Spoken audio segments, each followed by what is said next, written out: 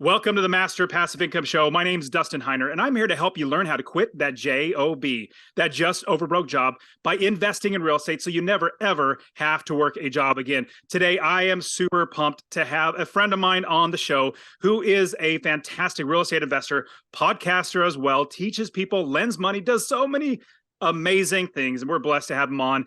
Paul David Thompson, thanks so much for being on the show. I love the energy. Thank you so much. So I said Paul David Thompson because that's your website, pauldavidthompson.com. And so that's definitely where you guys need to find it. But he has an awesome podcast. So the Ready Investor One podcast, I've been on there, and Paul's a great guy. He and I met at a conference, and we were just it seemed like almost the only real estate investors there. So we were like, hey, let's just hang out together, which is good. Mm-hmm. Now, Paul, from then, a number of years now you're speaking at RubeCon, the Real Estate Wealth Builders Conference, a second time. And it's just great having you be a part of the entire community. So before we jump into that, now, everybody, you can listen to the previous episodes. Hopefully I'll remember to put it in the description of the last episode when Paul was on. But talk to us a little bit about what you're doing now in your real estate investing business and even with the podcast. Yeah. So I've taken a bit of a step back from being a marketer for the discounted deal. I've done that for a while, and it can be very profitable, but it's also a whole lot of work. And I have found that I like being a transaction engineer. I like making deals work, but I do not like the hustle that it takes, the sales cycle that it takes to convert those leads into deals. So I have taken the knowledge and experience that I have in that business and have basically parlayed that into a lending business and a consulting business. So I'm still using what I know about real estate, but instead of being an operator, I'm typically more of a partner or a lender on deals. The idea of transitioning, not necessarily transitioning to where you're getting out of doing certain things, but you're adding to your repertoire or your business model. Mine is residential. I love 4 units and below. It's just bread and butter. So easy to do. Like I can literally do it in my sleep. But on top of that, being able to add on other things that, like, let's say land investing, like you're doing, which is amazing that you're, that property that you're developing down in Texas, to apartment complexes, to storage units. But we start where we have our bread and butter, but then move into other things. Now, I love that you're so well versed in lots and lots of things. Now, at RubeCon, the Real Estate Wealth Builders Conference, you're going to be coming and sharing this. I think this is a very, very important topic. What is that topic? And talk to us a little bit about all these 5 steps, and we'll dive into questions on each one. Sure. So at a high level, what I'm talking about is these are 5 aspects of running a real estate investment business. And fundamentally, you need every one of these components in order to have a viable going business. But it may not always be you. So let's just go through them in turn real quickly, and you can ask more questions. So to begin with, it's time. How much time do you have? If you're a full-time employee, you don't have a lot of time. So, but if you're like you and me, we're full-time investors, we have time.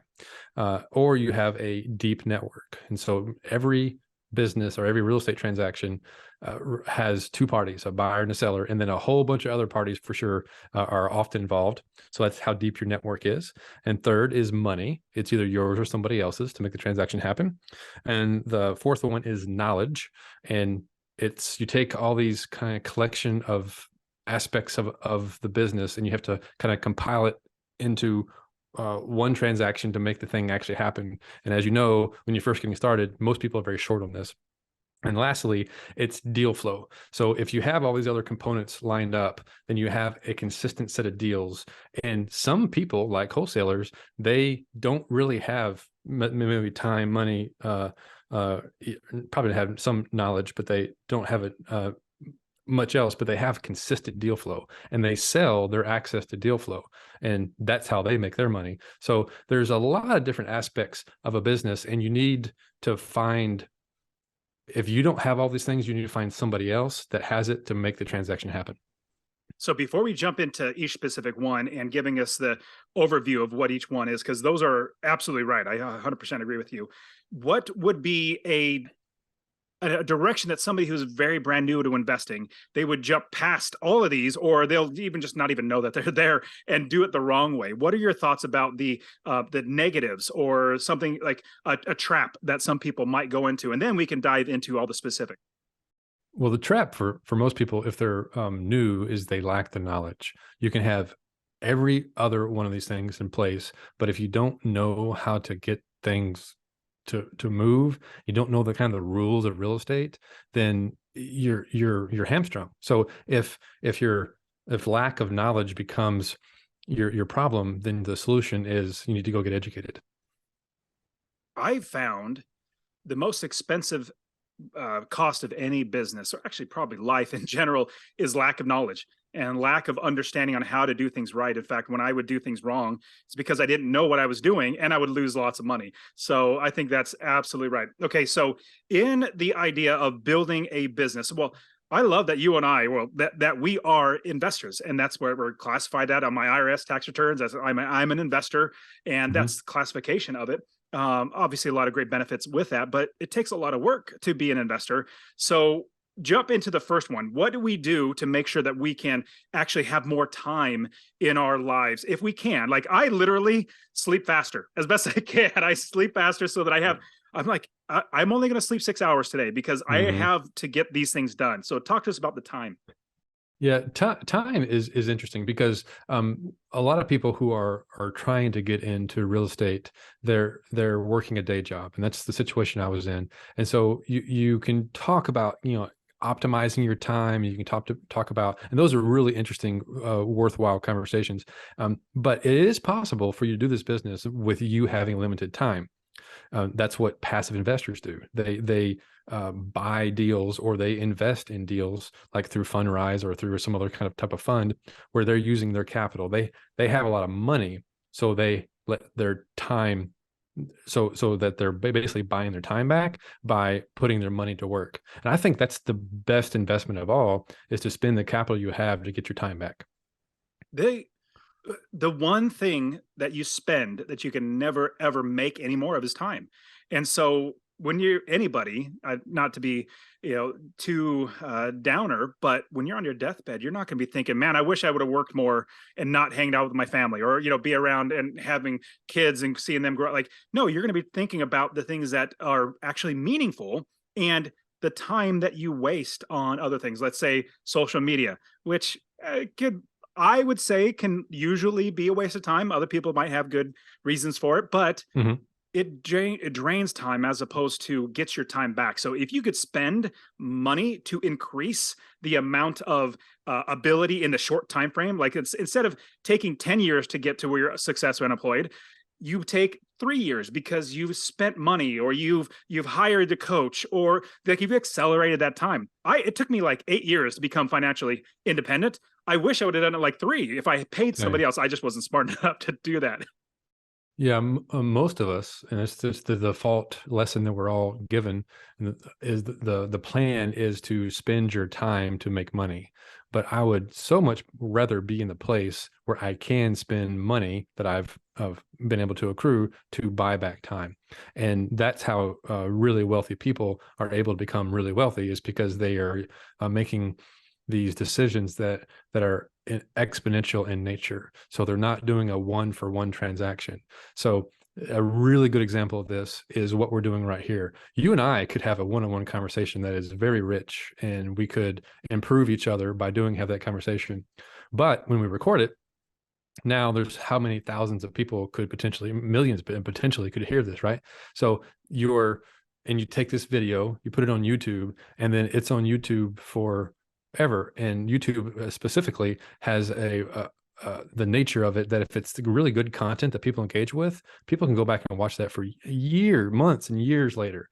And as a producer of that content, Dustin, you get a little piece of revenue from that AdSense spend, without any affiliates, without any Amazon links, without any, just like, you're getting income. So if you think about the time you're spending right here, could potentially make you, on this exact video, $10,000 over the next 5 years. Is that possible? I would absolutely agree. Yes. And Yeah. thinking of the YouTube comment or the thought of YouTube. The last one that you talked, last episode that you had, we were talking about midterm properties, and you came to RubeCon, taught about midterm properties, opened a lot of people's minds, which is fantastic. Now with the midterm property, that one video has exploded because that term has really been searched for by people. Sure. And that one video is literally just skyrocketing in how many views. Yeah, and Dustin, I haven't gotten any checks yet. Where I should have set up an affiliate link. See, I wasn't thinking like I exchanged my time for money one time, but Dustin had the wherewithal to. I mean, so who was the smart person in that transaction, right? I mean, like that's how, and that's why media creation or creating any sort of like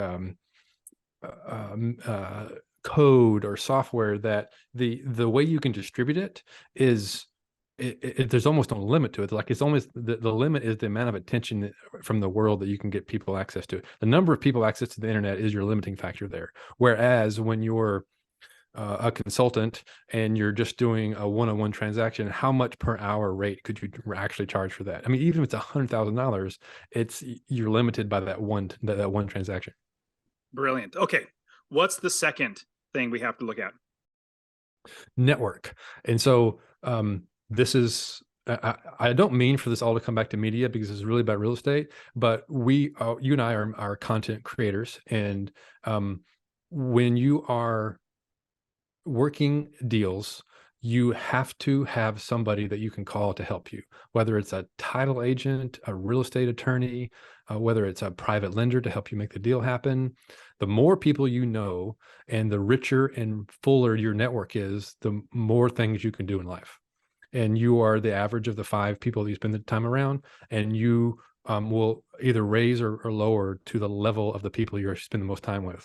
So what does that tell you? Like you need to always be looking up to see if you can level up the kinds of people that you're around, which is why I like going to conferences, because you've self-selected for people who are willing to pay, are willing to travel, and they're interested in learning.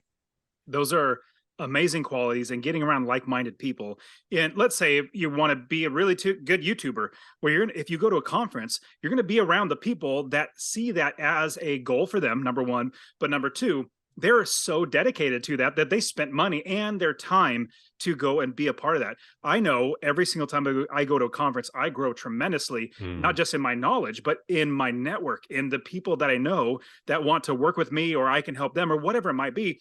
We all can help each other. So that's why I love the idea of RubeCon. In fact, Paul, you know this, when I started RubeCon, I had the idea of something that I wish I had when we first started. I started in 2006.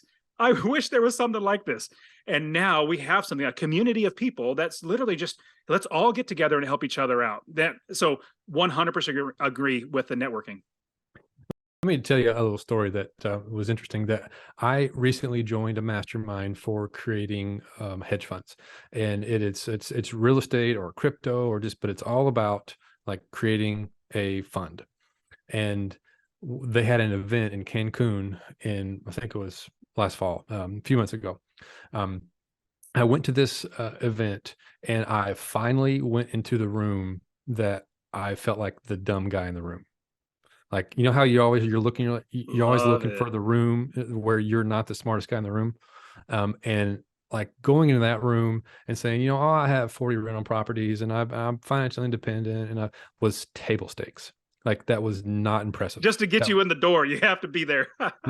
Now you had to pay a fair amount of money to be part of this mastermind. That was part of it. But also, these are people who were looking to do things. I mean, these were not people who were just trying to make themselves look good. I mean, they had accomplishments, and everybody that I talked to, with almost no exception, that was in that room, had a similar or way better story than you and I had, because we have very similar backstories.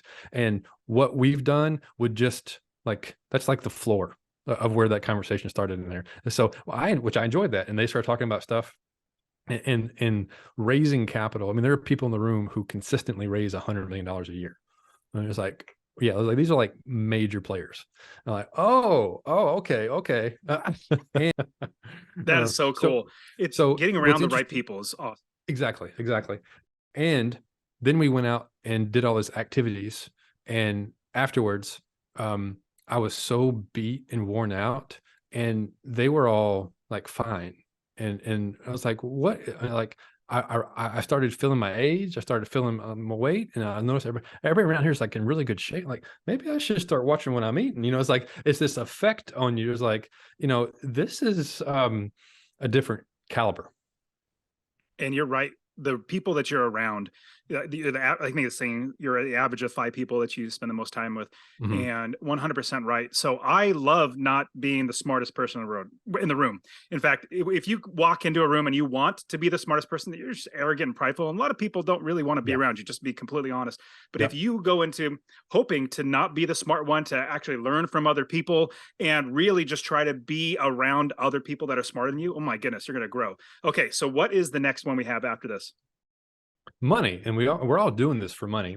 And in order to make a real estate transaction happen, is somebody has to fund the deal, and that could be you and your own cash. It could be your network who helps you raise that cash. You could spend your time. You could use another deal as to parlay into another one. But somehow or another, you need money. And so as we're going through these five, you're kind of ranking yourself from 1 to 10, and whatever you are, it's fine. But you might have like a 2 in time, but you might have a 10 in money. And when it comes to money, um, you it's just like it's really hard for some people to get around this. Is you don't have to have the money. You have to have access to somebody else who has the money, and you need to set up a structure that's a win-win for both parties. And with that, I like the way that you have this in order, because I've been asked the question, well, Dustin, if you lost everything, like all your businesses, all your real estate, everything, and you had to start over and you had $1,000 to your name, well, what would you do? And for me, it like $1,000, that would just help me to be fed. I wouldn't even care about that $1,000. It's the Right. network around the people that I can be around that have access to everything else that I would need. And how can I help them and build them up with the networking? But then Mhm. we have to be around the right people that do have the money. I love using other people's money. In fact, I love buying properties with no money out of my pocket to buy that property, and it makes me money. So I Mhm. love that aspect of making sure that we're putting things in order of really of importance, number one. But number two, and then building on that. So with the money aspect, that does allow you to have, when you say, and I love this, we were on another call, we were talking about access to capital. That's what we need in this great Mhm. time. I think it's going to be one of the best times ever to invest in Mhm. real estate. If you have access to the capital, somebody else's capital, but you have access to use it whenever you need, my goodness, you're going to be making a ton of money. Yeah, and as you kind of grow up through as an investor, as a real estate investor specifically, you find out that the money is really in the money. There's a whole lot more work involved in actually dealing with the hard asset. Now, somebody has to do it for sure, but as you kind of go up the level in the hierarchies, if you have access to and control of the capital, and again, it could be like a fund, like what I'm doing is you're parlaying other people's capital who are very happy to invest in your fund for a passive arrangement, and you pay them a piece of the pie, and then you go and put the money to work, and use your network to find the deals to make the money work. And it's what banks do. And why do you think every city you go to, the biggest buildings are always banks? Because the money's in the money. You're 100% right. And I was thinking of somebody posted this on Facebook. It was a really good idea of how money really just goes to bank. Everything, if you were paying with cash, money goes for like $50 for one thing goes from me to whatever I'm buying. And that's that $50 goes to them. But if I use a credit card, it's still $50. I swipe my credit card. What is it? 2.5% goes to the Yeah, bank there's a or little more. fee. Three Yeah.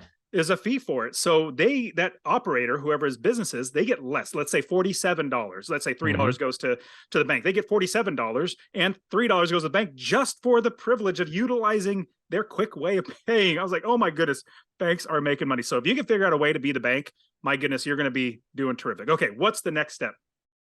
Well, this is a good parlay into what you said a while ago was basically about the knowledge.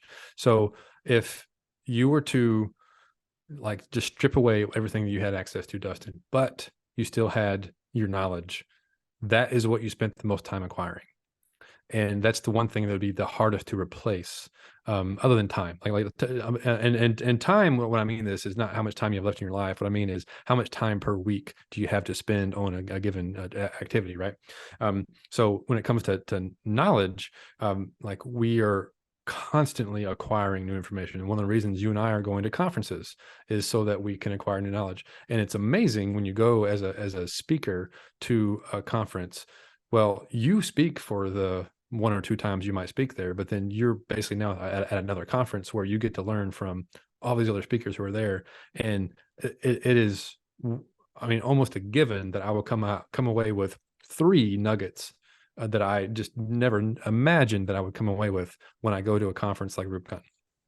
I can't tell you how many students of mine that, single family or residential properties Mhm. that went to RubeCon and then found so many other ways to invest in real estate. They're like, my goodness, I didn't know this was out there. I'm like, yes, it's out there. And there are awesome people that are going to be there to help us to learn how to Mhm. do this. And that's why I just love, and actually what's fun, Paul, obviously you and I are friends. And so all the speakers are basically friends of mine. And like, hey, I want to induce all of my audience and all of our audiences to all these awesome people, like all of our friends, because man, if you get all, like right now, I think we have 37 speakers now, and I vetted them as best I can. And most of them are really, really, close with.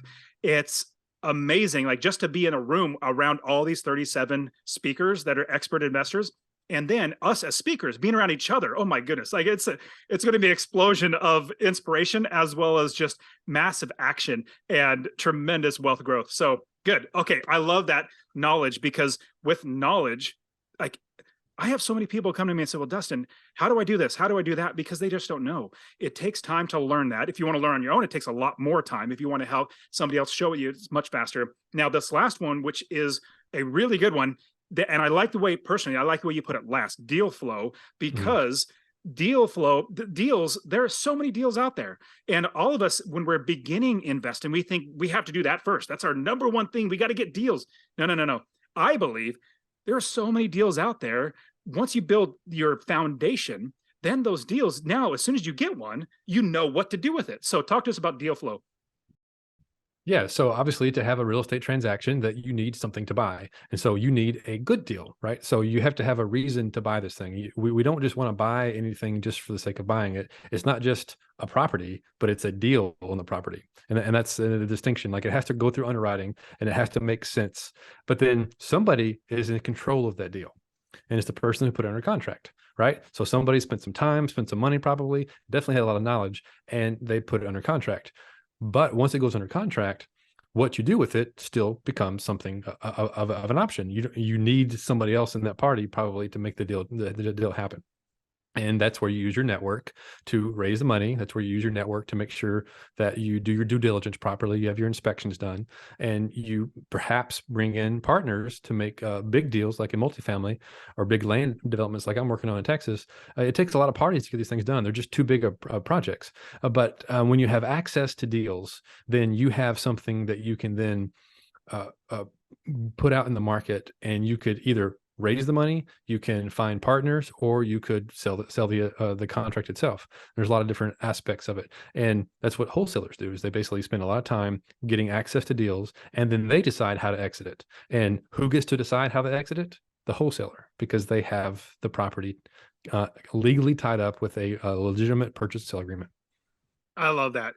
And as we're going through this, these 5 things to actually, and what we really come down to is we're building a business. We're building a foundation so that we can continually grow and continually build something that is going to hopefully last us. And I love the idea of generational wealth, Mhm. being able to pass down these properties. So I used to, from the very beginning, I was always talking about just long-term buy and hold. But what it really comes, when I say long-term, it's buy and hold. Like it's not just long-term properties, like 1-year leases and 5-year leases or whatever it might be. But no, it could be short-term, could be mid-term, it could be apartment complexes, like buy and hold. Like I'm not a huge fan of syndications for multifamily because you have to exit in 3 to 5 years. I Yep. would rather own that, refinance it, pull my investor or pay my investors off so that I own it Mhm. perpetually and be able to pass it down to my kids. So is there anything else in these 5 steps that we also need to be taking into account? So this is the foundation. Like this gets you started. You get those things, 5 things down, and you can start doing deals. And as I started doing deals, I started recognizing where I'm the best and where I'm not the best. And then you start, like you just said, you start to overlay a business on top of this. And there's like every real estate business falls into one, it has some aspect of all these things into it. And you need to find the discipline that you are the best at. And then a lesson that I've learned over the last couple of years is that now I want to like think about this in kind of like a three-dimensional thing. Like, so like most people are playing checkers in life, right? You and I have been playing chess. Well, now let's talk about talking three-dimensional chess from Star Trek. The way you play three-dimensional chess with these concepts is how can every decision that you're making and every deal that you're doing compound on the next transaction. So the only way you're going to become really wealthy is by making money while you sleep, when you're not doing a one-for-one transaction. How can you be doing this for a one to many transaction, which is one of the reasons why I've stopped flipping houses and why I've stopped wholesaling, because that's a one-for-one transaction. You make good money for it, but you're constantly having to take down the next thing. So like, let's list some of the ways that you make money while you sleep: rent, interest, intellectual property, royalties. Like these are like, there's only so many ways, the dividends from stocks, maybe. There's only so many ways that you can make money while you sleep. And the reason you like the idea of hanging onto the property is because there's rent and capital appreciation over time, right? Because that's happening without you having to do a lot on a daily basis each transaction. So there's a lot of different ways to do that. And so if you'll notice, everything I'm doing now is setting up for exponential type thinking. So I'm into the funding business because I want to be a lender and earn interest where I'm not having to chase things around. I'm in the consulting business and the media business, which is basically YouTube and that kind of thing. And these all kind of create a flywheel that feed into the next thing. So I have real estate knowledge, which I am then taking and making consulting business, for which I can have employees and I have intellectual property that run it. I don't have to be the one running it. And then that rolls into being able to do lending. And then lending naturally rolls into more content, and knowing these businesses creates more content, which then turns into more potential clients. And just like, it's like a flywheel. And so you takes a lot of work to get these things set up. So don't want to discount how much time and effort and energy it takes to build these things. But once they are going, they naturally feed the next thing. Let me give you an example of what I would say the opposite, but if you didn't do it this way, which you're 100% right in this way. So I'm an investor, invest in real estate. I create a master passive income, and those help each other. But then last year, actually it was like 2019, and I'm glad it didn't happen right before COVID hit, like 3 months before COVID hit. I was about ready to start a gym, like a physical gym. Yep. Where it has weights and everything. And I was really blessed that they were asking way too much money for the location. I said, there's no way I'm going to pay that. And I was blessed because COVID hit and the business would have been bad. But the bad thing was, even if it was a good business, it didn't help into the other parts of my business, investing in real estate, master passive income. Now the right way to do it, like you're saying, and remember, like you just said this, Paul, each one, we're kind of jumping over lots of steps. Like the real estate investing took a long time. Master passive income took a long time. Now the next part of the flywheel is a real estate wealth builders conference. Like that is bringing everything together and highlighting so many things that it just helps everything. And then next thing, I'm hoping to eventually get into, like, not necessarily a hedge fund, but figuring out a way to where I can have money for my students that really want to invest, or raising capital or something like that. That's the next part of the flywheel. But if you can do that where they keep compounding on each other, my goodness, the end is, it's literally limitless. Yeah, and opportunities come up a lot when you get in these businesses, and you have to really think about like how to say no to the wrong things and yes to the right things, and the wisdom to know the difference. And it's not always obvious. It's very tempting to go and run run little experiments and then think, oh, that experiment's working, so now I have to go launch a gym business. Now I have to go launch this. And everything that I'm doing now, I'm trying to think at a much higher level, and so that I'm not just having to spin up something and then that doesn't necessarily feed into the next thing that I'm doing. And I think everybody listening to this can take this principle to heart. And everybody who's really wealthy, or everybody lives a life for their design that they're happy with their kind of life status, they have done some aspect of this. And it could be small scale, but the aspect of it is that they have to buy their time back. That's fundamental.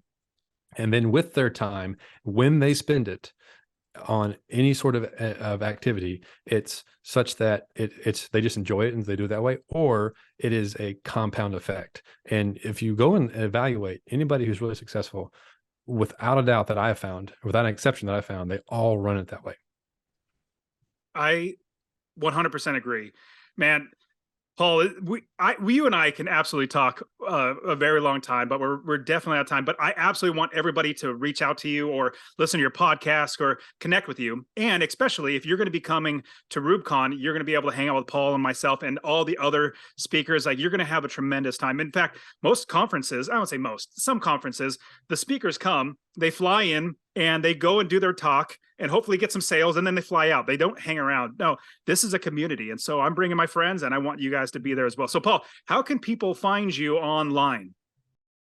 The best place to find me is on my website, pauldavidthompson.com, and most of my social media handles are some version of Paul David Thompson. So that's probably the best way to find me. Okay. So, and your podcast as well? Yeah, my podcast is I'm actually rebranding it. So by the time this comes out, I will have rebranded it from Ready Investor One, which is what I've called it for the last few years, to My Freedom Foundry. So I have basically 3 offers. The way I look at this offer is I have everything free. And everything free is called My Freedom Foundry. And I put a lot of attention and energy into providing lots of content under that name. And then I have a mastermind and I have a lending company. And these are the offers where, if you want to scale a business, then it's good at mastermind. If you have capital to invest, then that makes sense for the fund. That's terrific, man. I love it. And one thing that comes to mind too, in the rebranding, because I've rebranded before too, other things, and it's hard. It takes a lot of work. And all of us kind of think, man, I wish I would have thought of this, or I wish I would have known this. Well, it goes back to network and the people around you that are higher level than you. They might be able to, like, if you say, this is what I'm doing, and they think, well, I've done that, or I've seen that. Have you thought about maybe branding it this way? And then honestly, really take an objective look, like maybe they might be right, and maybe scrap something. So I wish there were so many things I was like, man, I wish I would have just known beforehand. And that takes so much work to rebrand. So I love it, Paul. I think it's going to be a really good transition to where it's all going to be reciprocal, like you're saying. Yep. I'm so excited about the place in the world that we are. I think we can each be genuinely and authentically us. And I believe there is a revolution that's coming at us right now. Our own intelligence and our own business acumen and our own ability to access data has all been democratized. And with the advent of AI, it's here. It's not coming. It's already here, and it's just beginning.